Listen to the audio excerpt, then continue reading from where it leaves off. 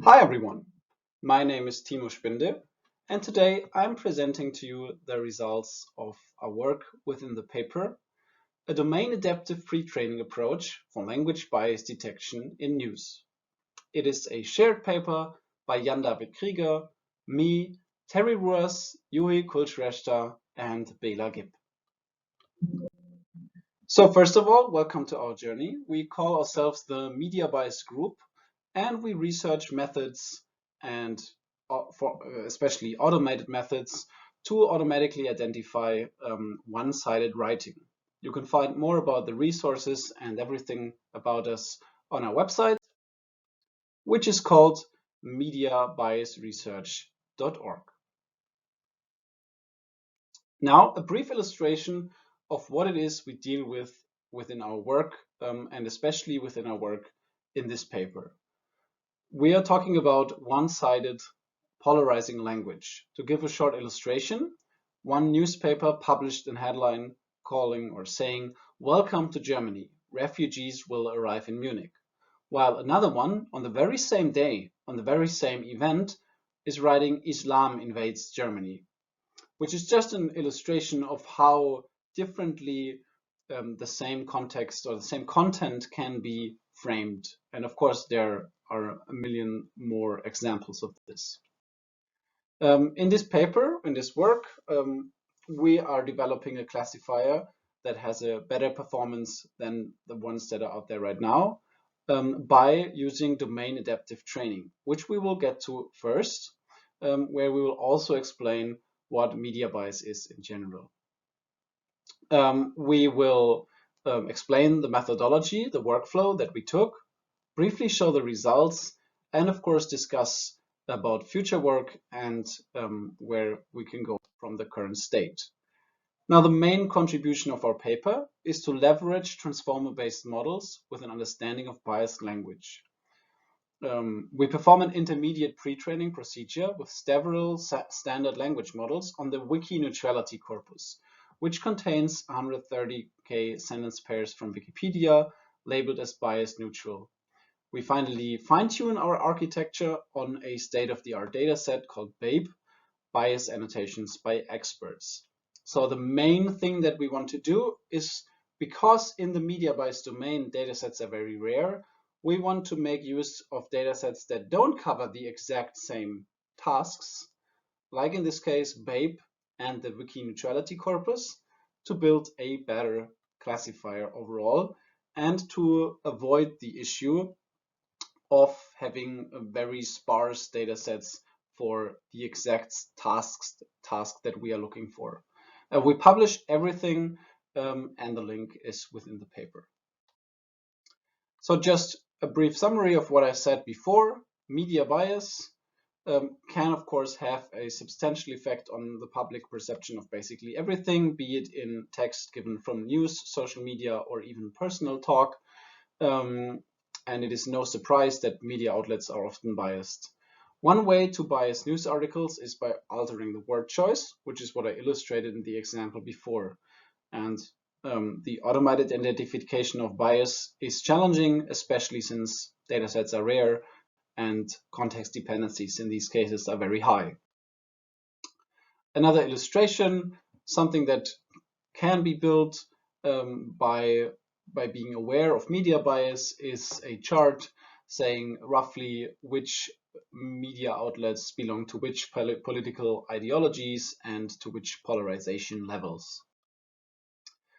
Briefly going into the related work, as said, there are data sets about this type of media bias out there, but they are scarce. And even the data set that we use right now, BABE, which is a gold standard data set in the area, it only has 3,700 sentences. So it is quite small.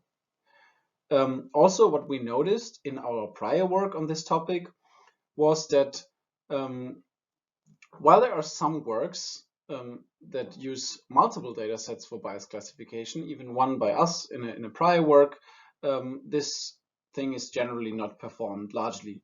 Still, we believe that since concepts within media bias are usually quite similar, be it sentiment analysis, hate speech, gender bias, or something like the wiki neutrality corpus, which is even more similar to what we have, we want to make use of these similar but not directly related data sets to build a better classifier. And something like this has already been shown to work. It is called domain adaptive pre-training, and in other research areas like healthcare or law, it has shown existing promising results. Which brings me to our methodology.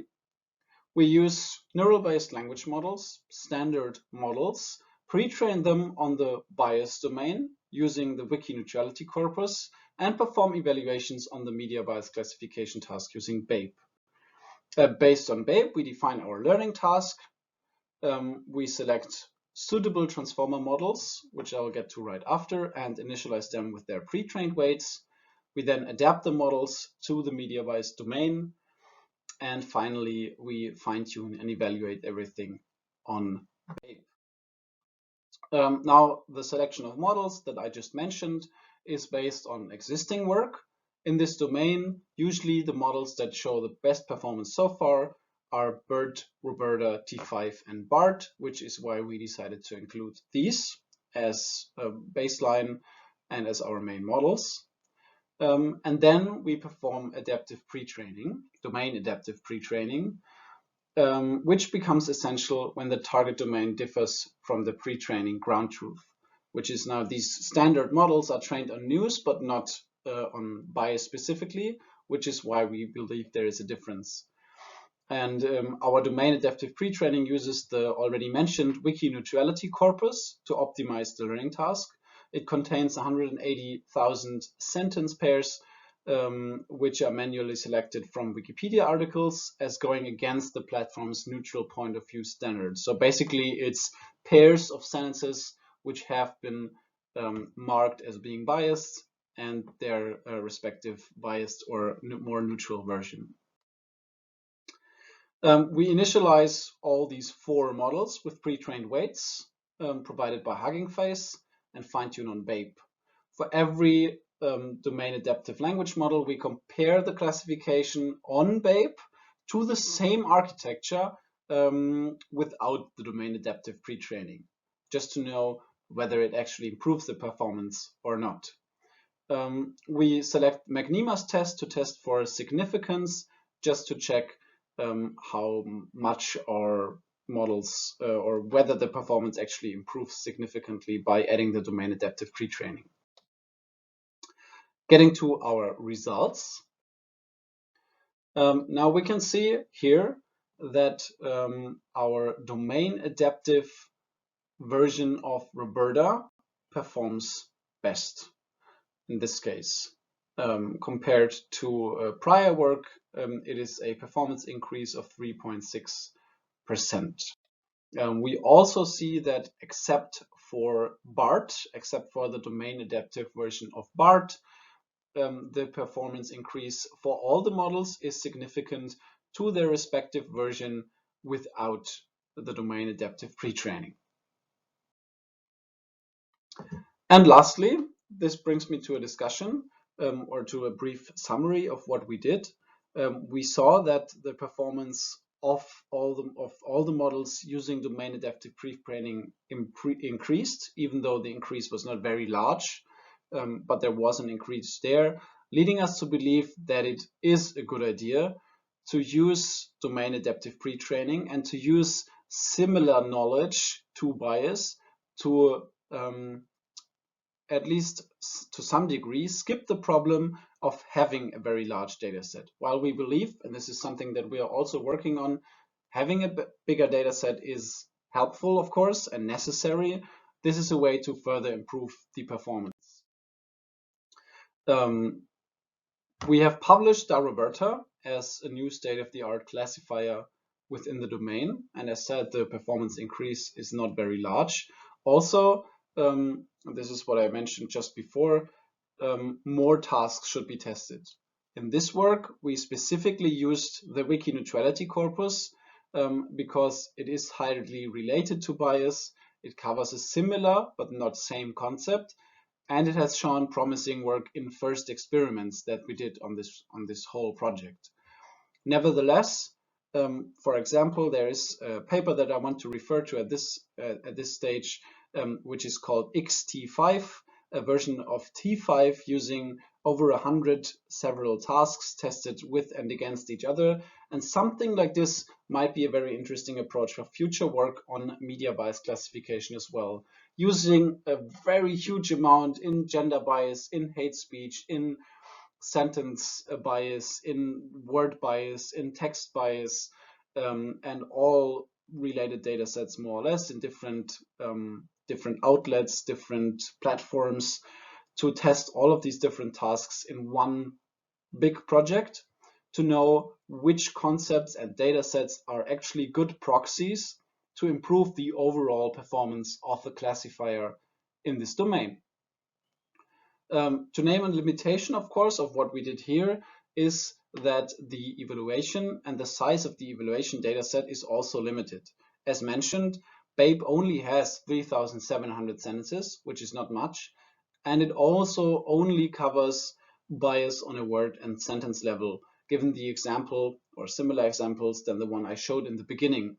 So for future work on the issue, I think it is highly recommendable to use more data sets to evaluate.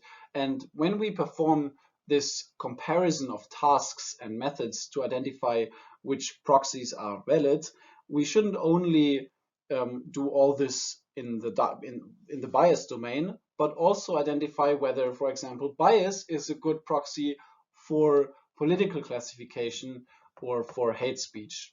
So to do this in all directions, leading to a more reliable and scalable evaluation of all the concepts respective to each other. Well, that's about it for the project. You can find more, of course, in the paper, and on our website you can find more about the data sets, about best practice questions to assess media bias perception and other things. So at this stage, thank you very much for your attention. Very much looking forward to your questions. And basically, I think the main takeaway of this paper is that domain adaptive pre-training is an interesting methodology to apply generally and in the media bias domain.